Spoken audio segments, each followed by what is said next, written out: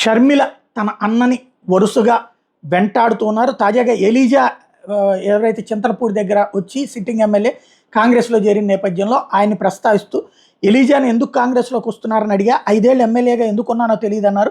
కనీసం రోడ్లు వేపిద్దామంటే కూడా నిధులు ఇవ్వలేదని చెప్పారు. జగన్ని అపాయింట్మెంట్ అడిగితే ఒక్కసారి కూడా ఇవ్వలేదని చెప్పారు. చింతలపూడి ప్రాజెక్టు కోసం చేయని ప్రయత్నం లేదని ఎలీజా అన్నారు. అలసిపోయి ఇక్కడ ఉంటే ప్రాజెక్టు పూర్తి కాదని నిర్ణయానికి వచ్చి కాంగ్రెస్లో చేరారు. ఎలీజా చింతలపూడి నియోజకవర్గానికి రత్నం. ఈ రత్నం ఇప్పుడు కాంగ్రెస్ పార్టీలో మీ ముందుకు వచ్చింది. ప్రతిపక్షంలో ఉన్నప్పుడు జగన్ ఇక్కడికి వచ్చారు. చింతలపూడి ప్రాజెక్టు పూర్తి చేస్తామని హామీ ఇచ్చారు. ఎక్కడ చేశారు? వైఎస్ఆర్ మరణం తర్వాత ఈ ప్రాజెక్టు ఆగిపోయింది. వైఎస్ఆర్సీపీ అధికారంలోకి వస్తే ప్రాజెక్టు పూర్తవుతుందన్నారు. 5 ఏళ్లలో చింతలపూడి పథకానికి తట్టెడు మట్టిది లేదు.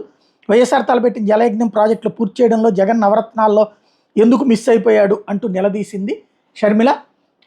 ఏదైతే అన్నకి సంబంధించిన అంశాలు ప్రధానంగా ప్రస్తావిస్తూ వస్తుంది.